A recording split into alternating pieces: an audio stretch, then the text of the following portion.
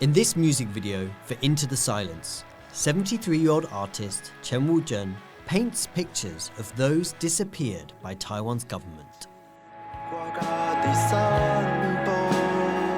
A former political prisoner himself, Chen and his work serve as a reminder of the damage inflicted by authoritarian rule in Taiwan. Popular indie band Sorry Youth sing their songs in Taiwanese, a language that was repressed during that time. We think the topic of this song can correspond with the topic of his painting. And the director used an absent family to depict the painting. So we think it's a very successful combination. The music video commemorates the February 28 incident in 1947. The administration at the time brutally suppressed anti-government protests. Tens of thousands were massacred in what became a pivotal moment in Taiwan's history, ushering in decades of martial law under the Kuomintang, or KMT. These buildings were once military courts and detention centres for political prisoners, but in 2007, the government turned them into a human rights memorial and museum. It is a favoured venue for events like these that both confront Taiwan's checkered past as well as contemplate the country's future. The music video was premiered here, and among the audience, many young Taiwanese keen to explore the country's authoritarian period.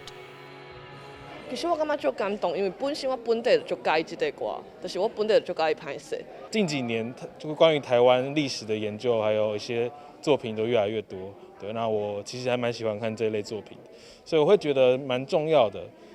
For years, the truth about crackdowns on dissent during authoritarian rule, such as the February 28 incident, were obscured. Now, this past has been finding its way into Taiwanese popular culture. Sheng, a music festival set up in 2013, has become an annual event marking the February 28 incident. The students that first organised it say they wanted to turn a national wound into an opportunity for understanding.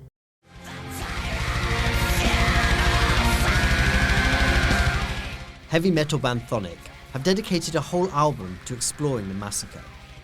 I think a lot of these approach coming from obviously a relearning because at least for my generation, we weren't really taught in depth about this violent past. It's usually just a page, right, in a textbook, but wasn't sort of more explicitly developed or explored.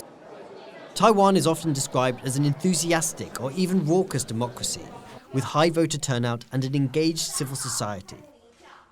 But the country fought hard for its democracy, only ending decades of authoritarian rule in 1987. Taiwan's current government has promised to right the wrongs of the nation's dark past, a process known as transitional justice.